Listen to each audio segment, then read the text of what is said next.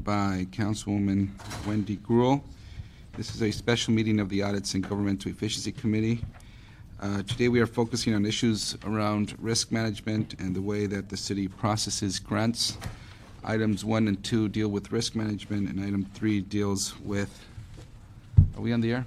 Got it? We started? All right. Deals with how the city processes grants.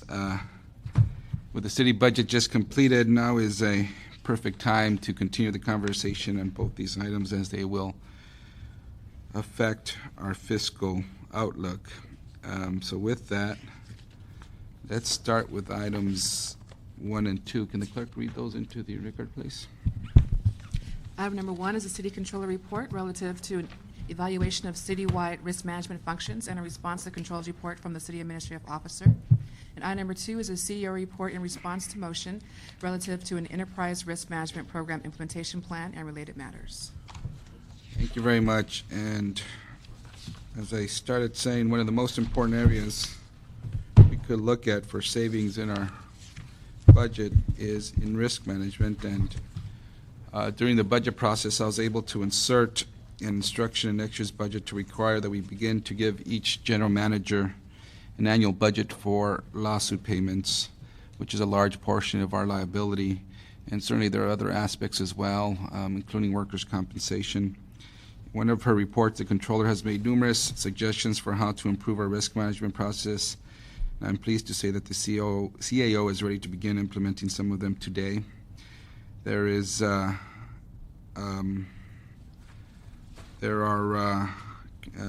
certainly a lot more work to do in this area, and a lot more meeting of the minds that we have to do. Whatever resources I think we put in the front end through this process, we'll realize a lot of savings at the back end. So with that, let's begin by having these young men introduce themselves and give us a little presentation. Good morning. I'm Rick Goff, CEO Risk Management. I'm Victor Parker, CEO Risk Management, and thanks for the compliment because I'm not that young. But I was referring to this guy with a beard. Okay. Yeah. Just regrew it again after a while. Good morning. Good morning, council members. As requested by committee, the CEO is reporting back on an enterprise risk management implementation plan. Excuse me. The controller's January 2008 evaluation of citywide risk management functions recommended implementation of a citywide enterprise risk management program in a 10-step implementation process over a 24-month period that advocated resources for a central ERM unit within the CAO. Benefits of an ERM program would include identification and management of the city's strategic, operational, financial,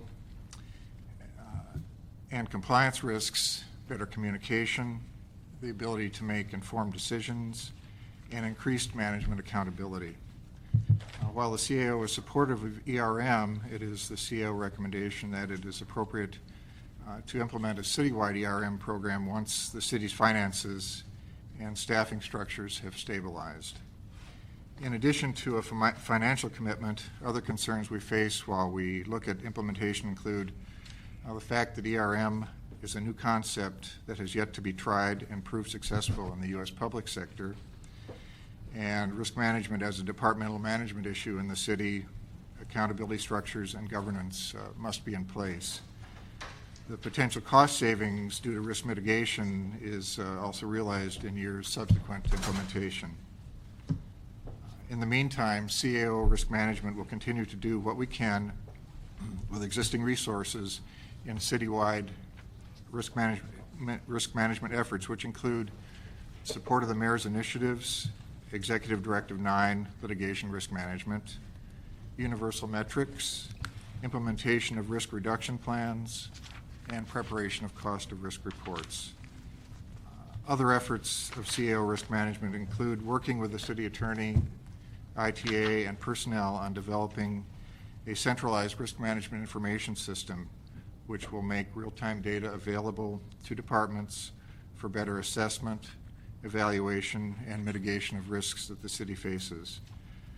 The CAO has 2 recommendations. One, that the council, subject to the approval of the mayor, authorize implementation of an enterprise risk management program on a citywide basis As resources become available, and based upon the steps outlined in the CAO implementation plan, which is attached to our report, and which plan uses the framework of the controller's plan, plus utilizes an implementation consultant, is implemented in 3 phases over a 30-month period, and includes a pilot program. The second recommendation is that the council, subject to the approval of the mayor, direct all general managers to notify the city administrative officer of the top 5 current or emerging risks for their organizations that could impede achievement of their strategic objectives, and to perform risk assessments for new initiatives with assistance from the city administrative officer as needed as first steps towards implementation of an ERM program on a citywide basis. Thank you. Anything to add? No, I didn't actually have that much to add. I just wanted to ask, make sure we answered all your questions. But I think the thing I wanted to say is this: the controller came forward with a very, I would call, cutting-edge report on enterprise risk management, and I think it was something that the city needs to aspire to be, and that's what was so great about the report. Now, implementing that is, of course, always a challenge. And I think when you look at the enterprise framework, it's a much broader scope when you're looking at strategic and technological and financial and even reputational risks. It's much broader than our normal, what we think of as risk management in the hazard risk area of liability claims and workers' comp and that type of thing.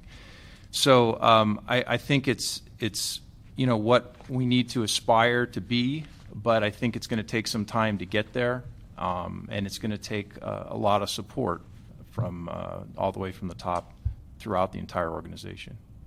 Now, you mentioned that we will implement this as resources become available. Now, how much resources in terms of dollars would this cost? I mean, at the end of the day, we're going to see savings, but up front, it's going to cost us something to implement. And do we have those dollars allocated, and how much will it be? We do not currently have those dollars allocated, and it's in the neighborhood of, This is about, I think it was 500,000. to begin with. Yeah. Right. It works out to about $500,000 a year ongoing. And maybe a little less in subsequent years after the first couple of years. And we didn't allocate any funding through this in this last budget process. So, I mean, I would love to. I mean, we've had this report in Audits Committee for some time, and we've, in Budget Committee, through this budget process, we've discussed it, and we want to move forward with this. But if we don't have the funding to do it, I'm just wondering what good would it do us today to approve this and move forward with it if we don't have the financing to do it? Well, I guess I would look at it as, whether, council as a body and then the mayor would want to say, this is where we want to head. Let's move forward with this program, and let's try to resource it as the fiscal condition of the city gets better. We also are saying that we'd like to get, more awareness of it and have general managers immediately start thinking strategically about their risks. And I think along with other things that have been going on, like we've mentioned, along with what council did in the past budget, like you're talking about the allocation of budgets for liability, there's all these things that we just have to keep on the front burner to make risk management a priority in the city. But even if the financing isn't there, there's going to be some work done on it, right? I mean, yes. With existing resources. And yes. I mean, I'm hoping at the end of today's meeting we could move forward with this and get us a report back in 6 months, and maybe at that time we'll see where we are, or maybe we want to say, no, let's find the funding up front, and I'm not sure if we'll be able to do that, but I'm just trying to assess in order to make this as successful as can be, and not say, hey, we tried it, we flopped, it didn't work. I'm wondering what the best path is right now. So you're recommending that we approve it, you start working with existing resources, and come back to us and see where we are. Is that the best approach? Yeah, that's the approach we're taking. I must say that unless we do put some resources towards it, we're not going to have a successful program. It's a very big undertaking. It's what I would call change management in the city, and we all know that's very difficult. Getting silos to communicate, getting the policy leaders the information they need to make the decisions, and so forth. So, I mean, I would like to start anywhere, you know, just to get the process moving, but without the resources, it'll be difficult to be successful, yes. Okay. And I'll open it up to my colleagues right now, but if I were to make an argument to my colleagues on council as to why we need to move in this direction, how would we summarize the problem as it exists now? What's the problem, and what would moving to an enterprise risk management system get us to fix that problem in a few sentences? Well, I think you have to have a way of having the information available and rolling up to policy leaders like yourselves so you know what's going on in the city. I think there's a need for accountability, and that has to become a priority in the city. So, it's an awareness, making a process where, we have limited resources, and if we're not doing well in risk management, we're losing money that can be used for other things in the city. So, it's a matter of bringing awareness and accountability in risk management. And how would moving it from a department-by-department basis to a citywide basis improve that awareness and that accountability that we're looking for? Well, you have you have a centralized risk management in the CAO, and then you do have risk management resources throughout the city. So it's just trying to push the resources and better utilize them citywide. And but it's always something where we don't want to become in risk management, I guess you want to be day in and day out, have it as a top priority for our managers in the departments. And, it shouldn't be something that's the flavor of the month, or if a big lawsuit comes up, all of a sudden everybody's talking about it. It needs to be a consistent approach day in and day out, and the local management in the departments need to know that they will be held accountable for it. So it's kind of those getting back to the raising consciousness and awareness and increasing the accountability, keeping it on the front burner. And the ERRM unit would be housed in the CAO? Yeah, that's what the controller's report recommended, and we would also say that it would as well. And so it would really be an enhanced risk management system within CAO, because we do some centralized risk management already in CAO. Correct. But then we're going to pull in some of the responsibilities and data gathering from the other departments within CAO. So it's just really moving more of that responsibility within CAO. That's what we're doing here. Right. And other than the management and oversight, what enhanced management, how are we approaching risk management in a better manner other than the management level and saying, okay, you're no longer responsible now, the CAO will be further responsible? How are we improving how we manage our risk? Well, I don't think you ever put the authority in a centralized ERM unit. I don't think they're the ultimate cop of risk management, so to speak, or police. You would always have local accountability. That's the only way risk management works. All it is doing is it's bringing up, folding up all the information so people can understand where the risks are in a more real-time fashion, so we can be proactive and attack them and do something before we have all the problems that we do. So you always have to hold local managers and department managers accountable. That's how it works. That's where the risks are taking place. And it's really trying to engage them in a more systematic way in evaluating their risks and understanding the consequences of that. And holding general managers more accountable. Yeah, and the central ERM is still acting as a coordinator and a centralized unit. Risk management, as a risk manager, I don't have authority to go in and tell a department, you got to do it this way. We were working with them on a daily basis, and trying to show them, do it this way, do it that way, and you can do it safer so we don't have the liabilities that we do. But ultimately, it comes down to that management in that department. Yeah. Okay. Questions, comments? Yeah, how much personnel would it take? You talk about a $500,000 cost. I mean, For the record, we've been joined by Councilmember Gruhl. how many folks would be required to have this work? I think we were in our plan, we were talking about, and in the controller's report, I think it was three positions. Correct. 3 positions. How many positions do you have now We, in CAO and risk management? in risk management in total, we have 13. 13. Yeah. So you 3 more, Right. and I've been in the city for 41 years. I've never heard that we have risk management in the office of the CAO. Do you guys go out and do any training?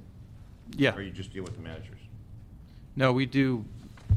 I mean, we're working every single day. I think we work on a lot of the little issues and day-to-day issues that go on in departments. So, I mean, I think on the kind of bigger, more global side, like this would be, we don't do that as much. What about with the police department? Because I think that probably accounts for the most, we have to talk about risk management, the highest cost factor. Yes, absolutely. What type of programs are in place? Well, now the police department, and I'm sure you're aware, they have a fairly significant risk management presence in their own department. So we deal with a lot of different issues with them, but we don't always, they handle a lot of their own stuff internally. So the authority that you folks have over departments, do you have any authority over them? No, we don't have, we have the same authority. I mean, we're the CAO. I mean, we make recommendations to council, mayor, to departments on how to do their operations in regard to risk management in a prudent way. And they can either accept it or reject it? Well, most of the time they accept it, but yeah, I guess they have the option of rejecting it.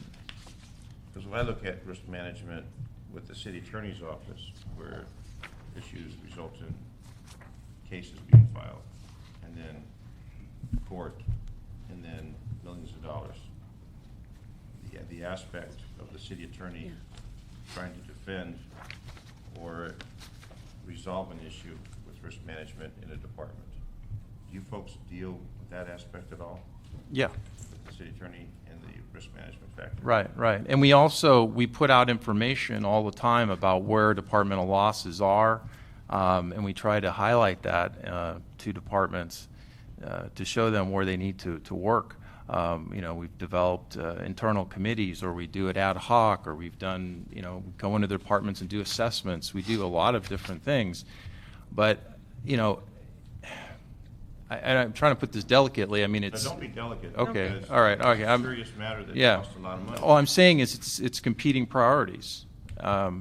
We say do this, they say do this, and, sometimes operational needs more paramount out on the risk management side, so it's just something that, unless it's a day in, day out dedication. Pounded into the organization. Yes, it's like I said before, it's this change management. I mean, you really have to keep, and it's a day in and day out thing, and I think all that council has been doing and the mayor's been doing is a good thing, and continue to do. And in fact, we're having this discussion here. It's a wonderful discussion, but it has to happen day in and day out, and risk management has to be supported day in and day out. I know we've got the whistleblower hotline with ethics, we've got that with the controller's office, that's publicized. But I've never heard about this aspect Right. publicized, and maybe some education to the council members. I don't know if my colleagues have ever heard about it. No, I mean, I was going to ask a question, is it, if it, department gets it, they're going to handle it however they want. It's kind of like how we were talking in budget yesterday on a number of items where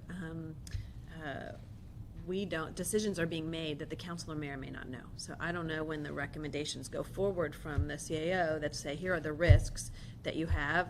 Here is, and again, I know a little bit of executive directive, but transparency and light of day, which is sometimes why a controller's audit or report comes out, people will respond to that. If a report is put out that the mayor and council see in the controller's office that says, X department, let's just take sanitation. So we had a case yesterday on a sanitation truck in an accident. Has had these many accidents over the years. We have given them these kinds of recommendations, and they have not inputted or implemented those. Then mayor and council can say, all right, what's wrong with you? We get all of these things in executive session for a budget. And we say to the departments, many times the city attorney's office comes in and says, we're settling this because the departments did this and this. And we always ask, okay, so what happened to the individual who caused this problem? Number two, have you made policy changes in the department that will impact any future risk? And so I think our interest is to look and see how we hold people accountable, and information, as they say, is power, to be able to do that. So when you have a department that is not responding, how is that dealt with? How do you handle that? You make a recommendation and they say thank you, and They say, yeah, we'll thank you continue very doing the way we do much. it. And then we keep making the payments on liability. Yeah, and I think it's true. I think the only level of accountability, at least from council, that I've seen is in budget and finance, when we keep seeing the same types of cases, and we tell the department representatives there, well, what are you doing to fix it? Or we're working on it, but is there some kind of methodical way of approaching these issues that we do get the appropriate people to review these reports and hold people accountable? And I think you're right, we don't. I mean, what about a yearly report, and maybe you do this and we just don't see them, and maybe it goes to the mayor and we don't see them, but a yearly report on all department X, Y, and Z, and here's how many cases they've had, here's how many problems we've had in existence, and to be able to say, that's just not acceptable. Yeah, well, under the new unit, you propose to do quarterly reports, correct? On this, I thought I read that someplace. And Who do those reports go to? yeah, who would they go to? Who would be review these and Well, say, okay. we gotta, Yeah, there's too many discrimination lawsuits in the police department, or Well, first off, in the structure is and it was outlined in the controller's report, is that there is a actual steering committee, and that steering committee is made up of, in this case, it's the city council, or CLA, mayor, city controller, city attorney, and CAO.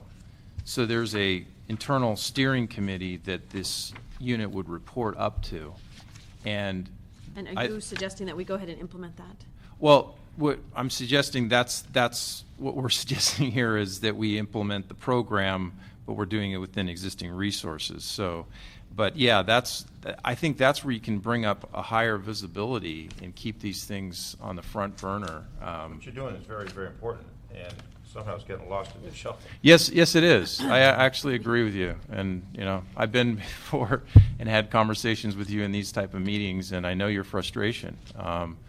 The same departments have the same problems over and over and over. Yeah. And we throw our hands up and keep paying out millions of dollars. Why can't they get the message out? I would say we do a lot. We have a lot of programs that we run in the city. But in this area, when you talk about analyzing hazard risk, I think we're underutilized. We need to be more utilized. We have a fine unit, and we're doing a lot of different things in risk management, not just this, but in this area. This is an area this is where the right direction to go. Yeah.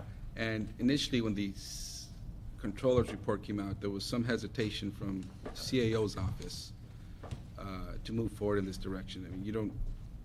Did I read that wrong, or is that? I think it always had to do with the resource issue, just the status of the budget and everything else, and it's one of those things where it's where we would like to move to, but we knew that even from the controller's report, they were advocating additional resources. But in phase one, can you do that without additional resources? The implementation consultant, that probably has funding attached for the RFP, but doing the steering committee, and do you not already have a chief risk officer in the CAO's office? No. Or someone who's head of risk management? Yeah, we do. That's me. Again, we're here not to say that we don't support this. We obviously do. I mean, anything can raise the awareness of risk management, but we have a variety of things that we do, and we would like to implement this, yes, but we can't commit to the full-blown implementation as outlined in the controller's report without even the resources that they're advocating. So, I mean, I think that, where we're coming from is that, again, we sit, both Jose and I sit on budget committee, we're spending a lot of money on things that if we, you can be penny wise and pound foolish. And so that's where we're trying to find the balance, even in a tough budget time. I mean, we debated yesterday, although I wasn't there, I was listening on my way into the meeting, which was on $500,000 for a P3 study. And, if you had $500,000 that could reduce our risk, I think that would also be a good way to look at that. So have you outlined in your, I know in my notes here that there's phase 1, phase 2, and phase 3, what it is, if you accept the recommendations as the controller has, what things you're going to be able to implement with existing resources? And if not, what would be the cost of any additional implementation? well, Is that in your I April think at this point that we would try to implement it. We would our differences were there's a little bit difference from the controller's report, and the implementation schedule would be different. It would be a longer implementation schedule.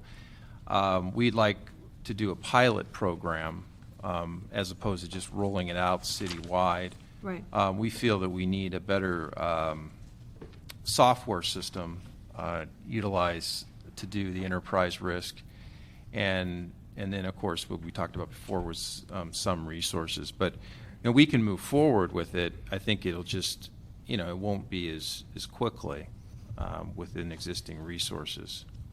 And then also we're saying that we'd like to, as part of the enterprise risk process, is have general managers identify their emerging risks. It's really about putting it on the general managers and department managers to start looking at what are their risks that are going to cause them to not be able to implement their strategic objectives, and or potentially would be losses to the city, which would cost money. So it's just keeping that in front of them to have them thinking about that as well. So what would be, starting tomorrow, if we adopted this, the process you would identify, you would send out, it sounds like, to all the general managers asking for their emerging risks? Yes. And look at a pilot program in one of those departments? Right. I think in time, we would also, I think one of the earlier on thing would be having the committee get together too, because that committee is really who would steer the process. Right.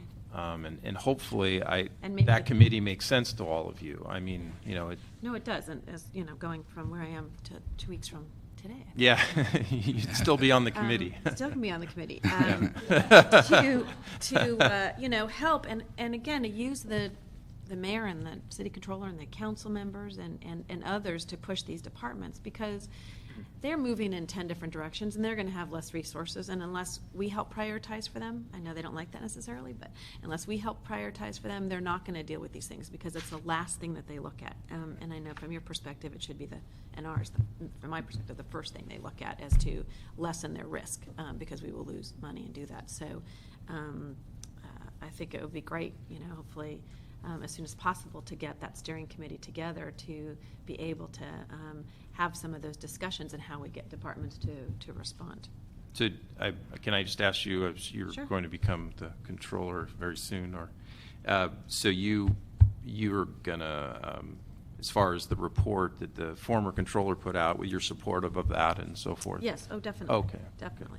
Okay. So, I mean, look, we can, if, need be, kind of set up a first steering committee that we can have this summer. The controller's office can see them back there. It can help get that first, with the CAO, get that first meeting scheduled and talk about how we're going to get the message out and make sure that it is in concert with the council. And I think when we move forward with that steering committee, it'd be a good time to assess any financial support you may need. I know it's tough budgetary times, but we did invest money to do some zero-based budgeting in some departments, we would want to invest in something like this if we see a big, more savings at the end. So, we would have to scrounge around and look under every rock in the UB, but, maybe we might think about that at that point after the steering committee meets to see what type of financial assistance it may need to move on. Given the time, why don't I ask if the controller would come up and just give any thoughts or comments on this before we move on to the next item?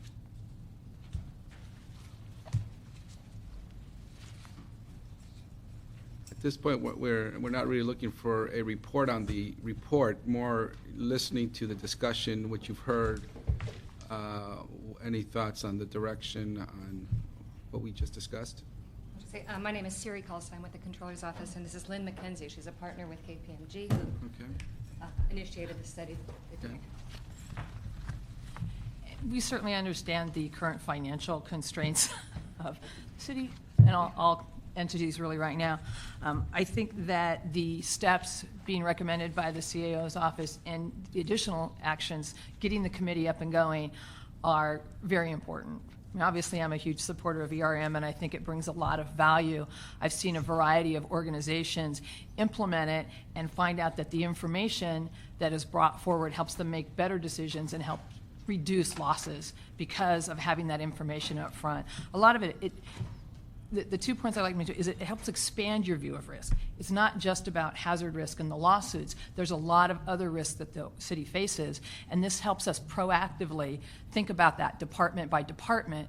And as I'm making a decision, I can then allocate my resources to where they're going to have the biggest bang of reducing my risk. So that's one thing. It helps to drive the culture change because I'm making decisions. I'm also thinking about how I'm mitigating risk and getting these things going, getting the committee up and running, getting the general managers to start thinking about where their risk lies and what they're going to do to manage that risk are very positive first steps that don't really cost anything from a budget standpoint to drive this forward. It's very easy to say, I don't have a lot of money right now, and there's always 50,000 things for what is available. What am I going to do? But these steps can be taken without any additional financial outlay, and I think it's very important to move forward. The other thing I'd like to say, with a lot of the financial stimulus money that's going to be available from a government standpoint, there is something of an expectation that will be some risk assessment supporting where an entity such as the city is going to spend that money. So having these steps taken and starting to get the general managers to identify those risks, report them upward, and potentially even take it to another step that, again, I think can be done without any financial impact, which is to think about what am I doing today to manage that risk? And is there a report or other type of metric that I already have that I could start monitoring to help me understand, is my risk growing? Is it declining? And where am I going? Am I having the impact on that risk by what I'm doing today that I would like to have? So again, it helps me make better decisions by monitoring that. So just maybe tying some additional metrics and monitoring based on what's already in existence today and collecting that, if quarterly is too frequent, at least semi-annually, and getting the general managers to. It is about culture change and starting to get them to put on that risk filter as they make decisions. Excellent. So let's do this. Let's approve the CAO's recommendations. Would we have to send this to council, or? Yes, for item number 2 is also referred to Budget and Finance as well. Okay, well, we'll see if we can talk. Well, we'll refer it to council, try to get out as quickly as possible. And how quickly do you think you'll be able to get the steering committee going? Well, I mean, I would think, hopefully when you go into office this summer, I would think we could at least start the meetings. Yeah. Absolutely. Well, and we'll request a report back to this committee in 3 months, just to see where we are. Initial findings from the first or couple of steering committee meetings, or however that goes. Okay. Okay? And Councilman, would you like to note and file the controller's reports? Yes, please. No, file the report. Any objections on those actions? No, sounds great. Great. Thank you very much. Thank you. Thank you. Thank you. Next item. Next and final item. Item number 3 is a city controller report relative to a performance audit of the city's grant-seeking and administration processes. Great, thank you. And, the grants process has been discussed much of late, due to our efforts to get the largest portion possible of federal stimulus money. I mean, I remember discussing this in Budget and Finance, and then with the federal stimulus money, it's become even more of an item of interest. And the CLA has pushed for streamlining the grants process through the Ad Hoc Committee on Economic Recovery in order for us to meet the tight deadlines of the Obama administration. As I mentioned, the Controller had previously proposed changes to our regular grants process to speed up the acceptance of awards so that we don't lose any funding as a result of starting a program late.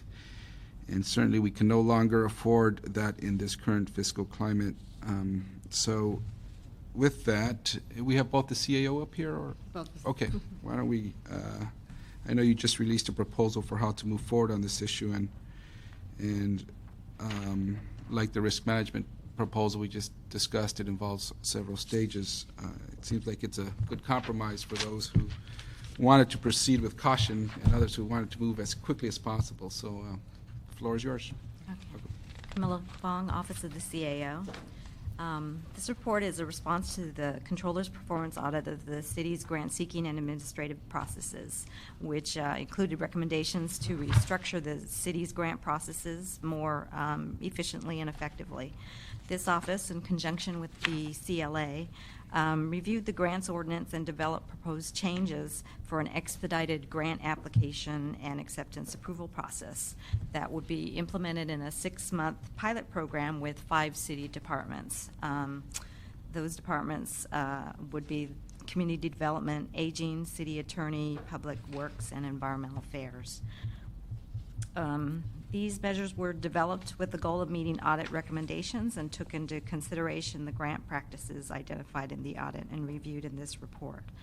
The goal of the pilot program is to streamline and shorten the city's grant application and submission processes, develop standard policies for all grant cycle phases, provide the mayor and council with regular reporting on departmental grant activity, and develop a comprehensive grants management database for grants tracking.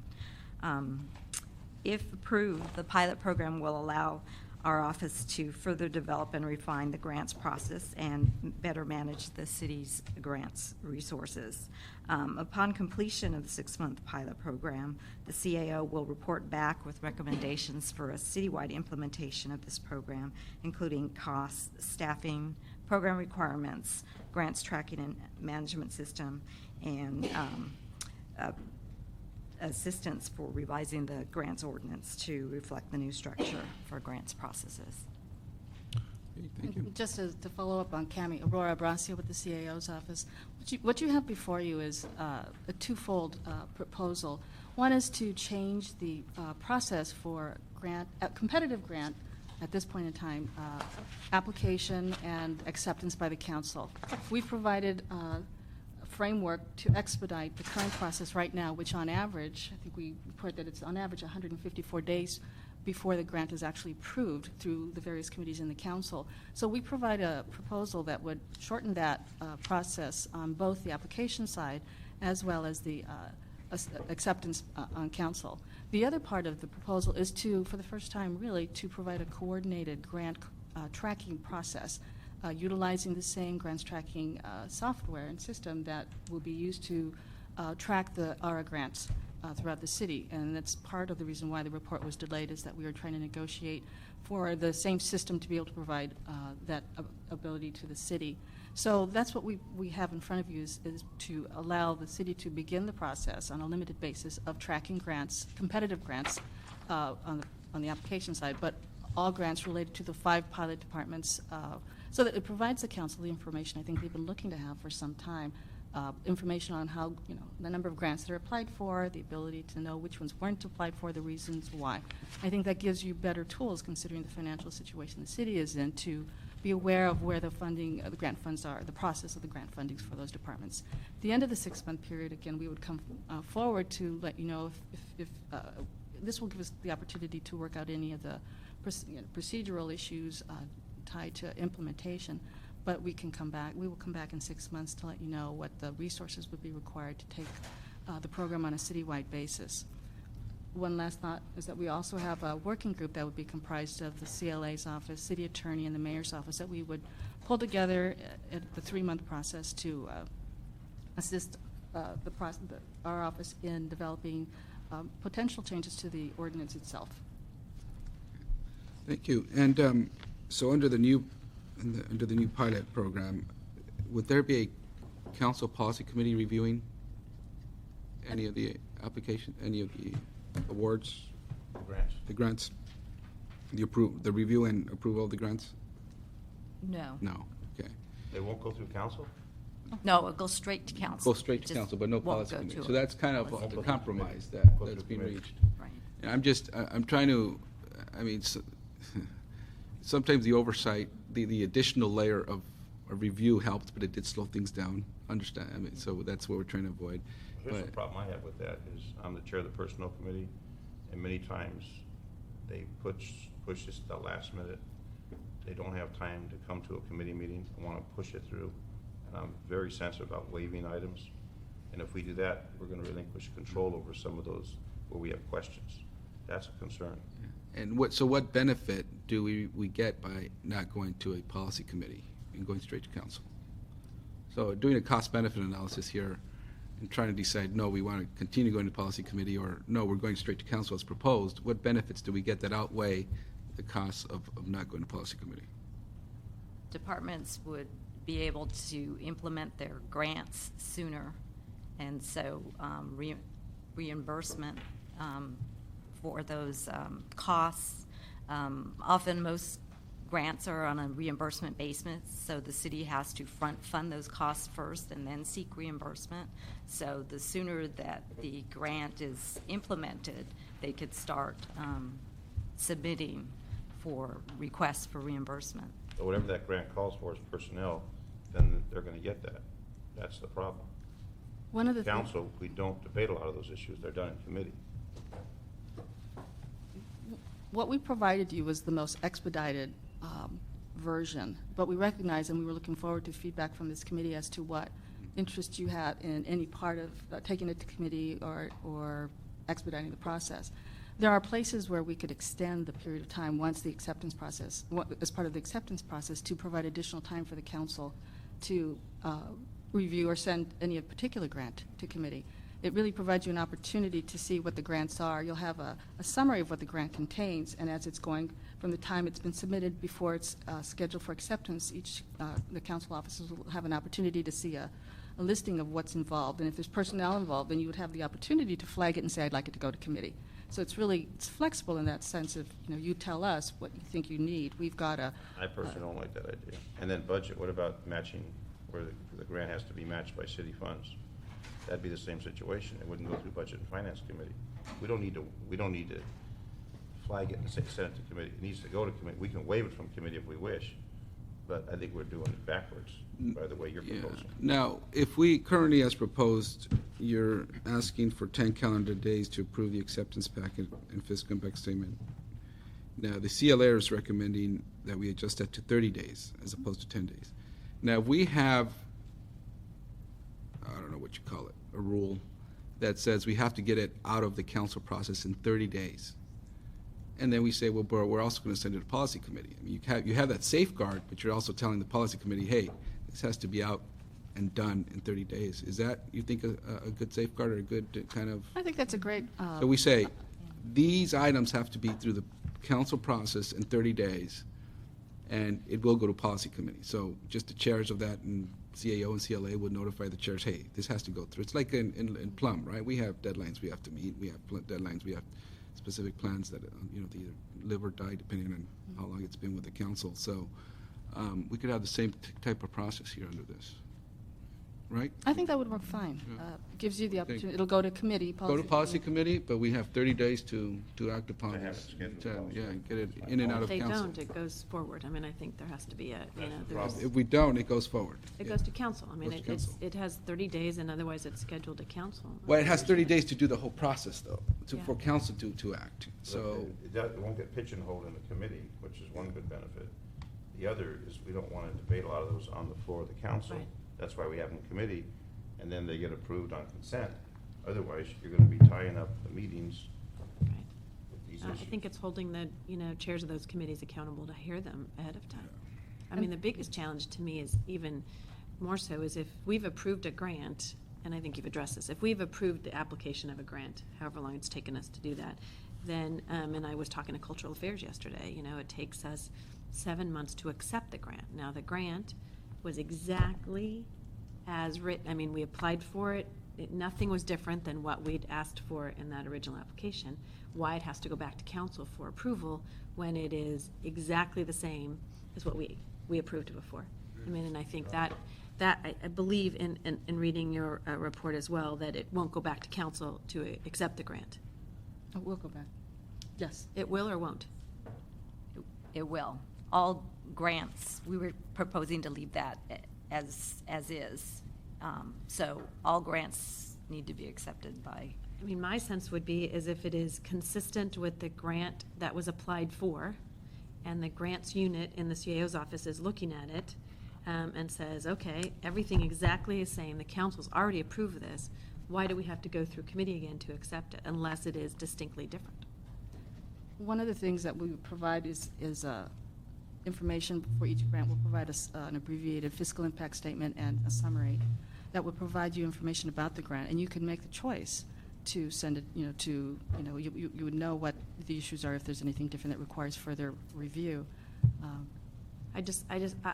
My sense is if we're going to apply for a grant, particularly if there's matching funds and all that, I know that our chair budget committee will also want to make sure that we are having that at least accepted by council. We're not making commitments by these departments without having a knowledge base. But I'm just not sure why it has to come back to the city council if it is completely consistent with the original grant application that's been adopted by council. Although I believe some grants require the council to approve the grant itself as part of the process. If they do, that's fine. I mean, although you could, again, if you approve the original grant application and have language in there that says if accepted, if it is consistent, we will accept that grant. I mean, I don't know if there's some legal way in which to do that. Yeah, currently in the. I don't know what percentage of them say you have to have council action to accept them. Probably all of them. I think that most of them might require council acceptance as part of the process at this time. Again, we're speaking of the competitive grants, so. I mean, it'd be interesting to know. I mean, I know for example, in some of the non-governmental grants that we receive, that it does not always include language that the council has to accept the grant. I think it would only be the governmental entity. I'm not sure it would say the city council because, it may be mayor or others that could do that. One of the things we can do as part of the pilot is to review that aspect as well and report back in the 6 months as to whether there's additional streamlining measures that could be implemented. We can incorporate that in the discussions with the working group. Many grants need feel- matching funds. Many grants need matching Right. funds, and that's. So I'm saying is I think it's better to have in the beginning the council approval and that part of it. So you deal with personnel, you deal with matching. But once, and if it's consistent, if this unit within the CAO says it is consistent, that I'd rather at that back end not have to come back because there's not anything new in it. Can we look into that before this gets to council and see if we could adjust the pilot program for that? Sure. And make recommendations on that. We'll see if they could adjust the pilot program to include your thoughts on that before it gets to council. I think it's adding to efficiency, and you're right, if it's not going to change anything, we're just going through another layer of procedure. Okay. Might as well eliminate it if it does, just. We'll work with your staffs to review the adjustments. If the controller's office has any comments on Yeah, that. I was going to too. ask, Yeah. before we finalize, I was going to, the controller's office has any thoughts on this? You did do the controller's office did a report on this. When did the report come out? Sarah Glick, Controller's Office, December 2007. Actually, I just wanted to start by clarifying one thing. Our audit found that the majority of the grants we reviewed actually were not approved by council to be submitted for application. And that's because there was less than 61 days in order to submit the application, and then thereby they're exempt. So what we had recommended, and then also in the CAO's report, I think as part of their pilot program, is to eliminate the requirement that departments obtain approval to submit an application. So the approval would only come at the acceptance period, because it's just, it's not really, it's not feasible is what we found. Departments just do not have the time to put together their application package and get it approved by council in order to submit it in time. So we said, instead, and I think this is what the CEO's report had outlined, with simultaneously as the departments submit their application to the grantors, they would also submit a package to the CAO. And then the CAO would have in their database all the grants that are being applied for, and that would be reported then to council and mayor. So I just wanted to clarify what our recommendation was, and then also what was outlined in the CAO's report. And that doesn't mean they receive it, that's just applying for the. That's just applying for this, yeah. Mm-hmm. But that's in the CAO's report. Yes. Yes. So when they're accepting it, that's when they have to have the budget, the personnel, et cetera. That's when we review. Right, and we in our report had outlined like 3 different options for accepting, and one was, as the CIO had recommended, to eliminate committee approval and then just go straight to council. But we'd also recommended maybe forming a grants committee. I know there was such a thing many years ago, and that committee would just be responsible for reviewing grants, because it was taking, I think, something like 89 days just for council and mayor to approve grants. And if departments have 1 year to spend their money and 89 days are spent just so council and mayor can approve the grant, I mean, that's the eating into a big chunk of the time frame in order to spend the money. And there was I served on the grants committee they had a mayor's rep on the grants committee decades ago, I have to admit.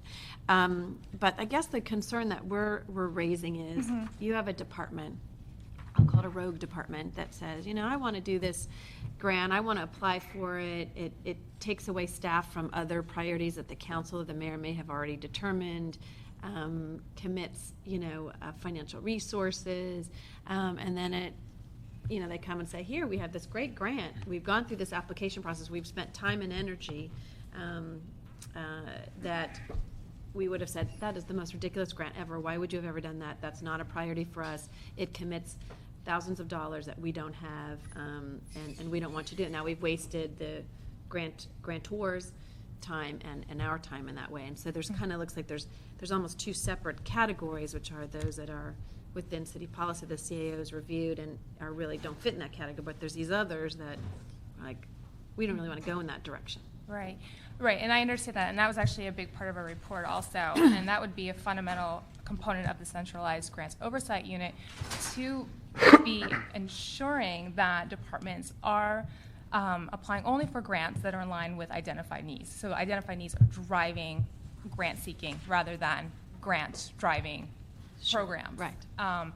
And I believe in the report there would be a checklist that, or a form that the departments would be filling out, and that would, what we recommended anyway, would be the responsibility of the centralized oversight unit to really be monitoring that these departments are in fact only applying for grants that are in line with their strategic plans, with their missions.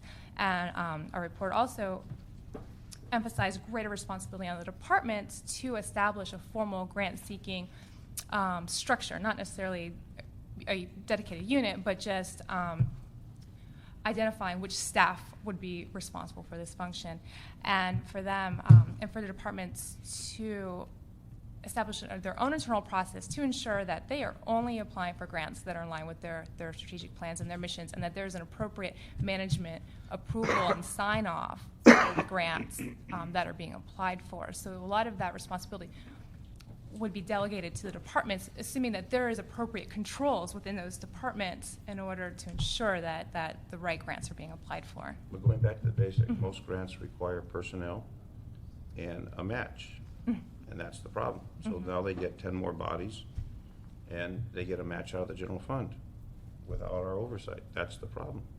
Maybe they don't need to have 10.